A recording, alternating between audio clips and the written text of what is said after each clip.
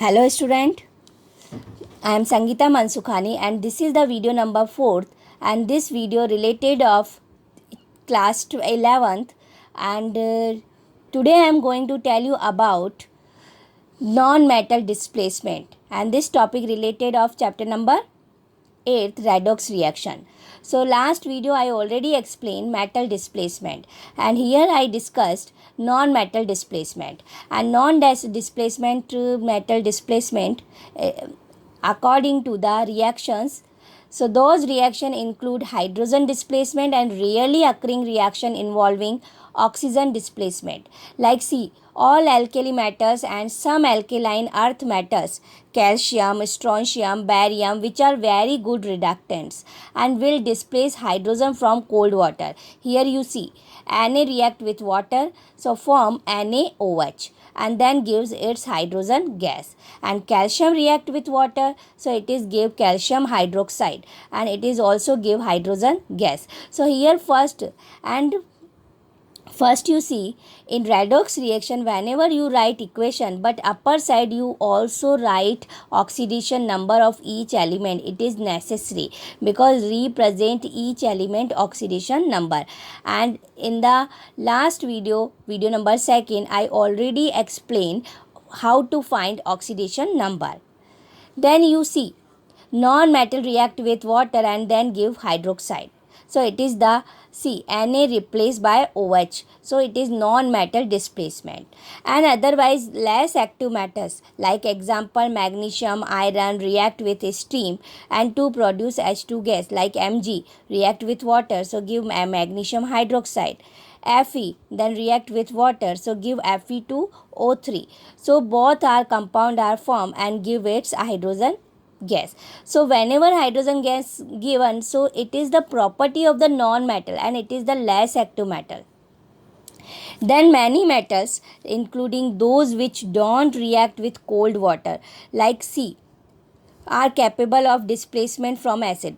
Whenever many metals not react with cold water, so first react with acid and then give its hydrogen gas. See, zinc like react with HCl, so given ZnCl2, so give H2 gas. Magnesium given HCl, so it's give magnesium chloride and then give H2 gas. Then Fe solid given react with acid and then given FeCl2 and hydrogen gas. So zinc chloride, magnesium chloride and ferrous chloride and remove hydrogen gas. So property of the non-metal whenever react with water otherwise acid, so give hydrogen gas, and non-metal displaced by water otherwise acid, so it is and given hydrogen gas. So this reaction it is known as non-metal displacement. And here you see this first, second and third reaction are used in the laboratory to prepare to the hydrogen gas, and whenever hydrogen gas evolute to reflect it reactively of metal, so which is the slowest for the least active metal because Fe least active and the fastest are for the most reactive metal magnesium, and then less active metals occur in the natural state. Silver and aurum gold don't react with even with HCl acid. So not a silver and not a aurum, both are less active metal. It is the exception way. Silver and gold less active metal but not a react with even with HCl acid. Then you see metal, zinc, copper, silver through tendency to lose electrons show their reducing activity in the order this way: zinc, then copper and then silver. So like metals activity series also exist for the halogen in the group 17 from fluorine to iodine. Up to down we have to go. So these oxidizing agent properties power decreases because means fluorine so reactive that it can replace Cl minus, Br minus, I minus ions in solution, and it attacks water and displaces the O2 of water. Okay, so like we have to see this equation. So this equation related of this topic. So 2H2O liquid react with fluorine gas. So given hydrogen fluoride and then O2. So that is means fluoride replaced by oxygen. And then whenever fluorine is high reactive, so it can replace easily Cl minus, Br minus and I minus. It is the for this reason that the displacement reaction of Cl2, Br2, I2 using F2 are not generally carried out in aqueous solution. Fluorine is so reactive, so easily carried out in water, but Cl2, Br2 no, and I2. Then Cl2 can displace by bromide ion and iodide ion in aqueous solution. Here you see chlorine react with KBr, potassium bromide. So here you see K, potassium react with Cl, so potassium chloride form and then Br2. Then Cl2 react with Ki, so potassium iodide, so K react with Cl. So Br2 form and then I2 form. So ionic form we have to write Cl2 gas in KBr, Br minus, in Ki, I minus, and both are react. So Cl minus and Cl minus chloride ion form, so Br2 and IO2. And Br2 and I2 are colored, so dissolve in CCl4, so easily identify from color. So it is easily identified from color. See which compound is mixed in chlorine. Then you see this reaction form the basis of identify Br minus and I minus in the laboratory and through the test popularly known as layer test. So Br2 also can displace by iodide ion in solution. See, Br2 react with 2I minus, so 2 Br minus and I2 solid. So that is means in laboratory layer wise we have to apply this test and then we have to easily identify fluoride Cl minus, Br minus and I minus. Then in industrial application, halogen displacement reaction have a direct industrial application. Recovery of halogen from their halides requires an oxidation process. See, halide. So halide given X2 halogen and then loss of 2 electrons. So halides fluorine, fluoride, chloride, bromide and iodide. Here fluorine is strongest oxidizing. So whenever halide given its loss of electron, that is means oxidation, so convert into the halogen. So there is no way to convert F minus ions to the F2 by chemical means. That is means not a reverse. So the only way to achieve F2 from F minus is to oxidize electrolytically.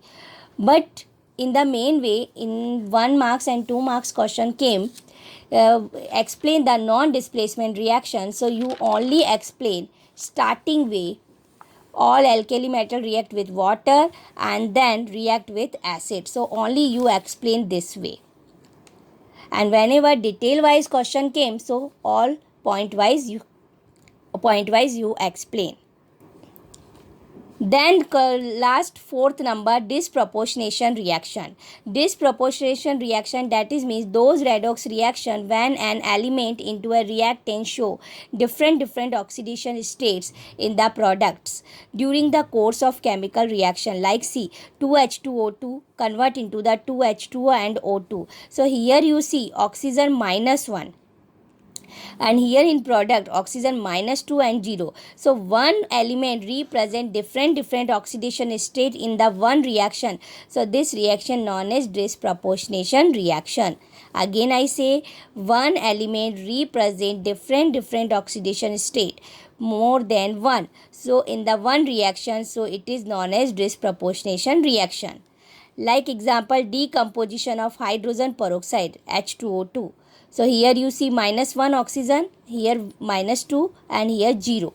And elementary state oxidation state 0.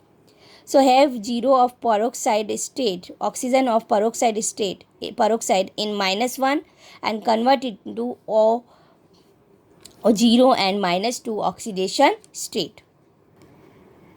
Then you see in this reaction one oxidation state is oxidized and reduced. That is means loss of electron and gain of electron. So reduction and oxidation both are occurs.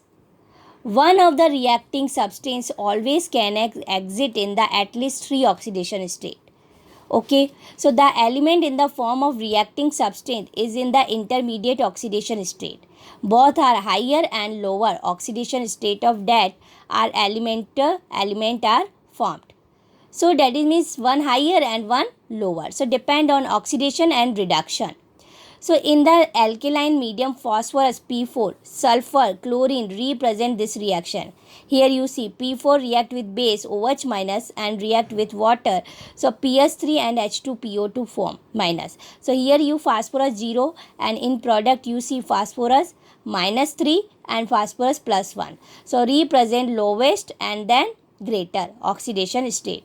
Second example, S8 plus react with OH minus. So also sulfur minus 2, sulfur plus 2, H2O3 and H2O. So 0, minus 2 and here sulfur plus 2. So 3 example given. Here's chlorine example you see. Cl2 gas react with OH minus. So give ClO minus hypochlorite ion and then Cl minus and then H2O. Here you see Cl2 0 and then here hypochlorite plus 1 Cl and then minus 1. So 1 loss of 1 electron and gain of 1 electron. So this proportionation reaction of chlorine describe the formation of household bleaching agent. So this is the oxidize the color bearing stains of the substances to the colorless compound. So this is the important reaction because this is the everyday life, this reaction used in everyday life. Then fluorine, when it react with alkali, so fluorine like C react with base, so reform fluoride ion and OF2 and H2O. So that is means F2 here 0 and here minus 1 and here minus 1. So limitation of fluorine. So it is the most electronegative element. It can't exhibit any positive oxidation state. So that among halogens, fluorine doesn't show disproportionation reaction. So I will be explain in next video, next topic. Thank you so much.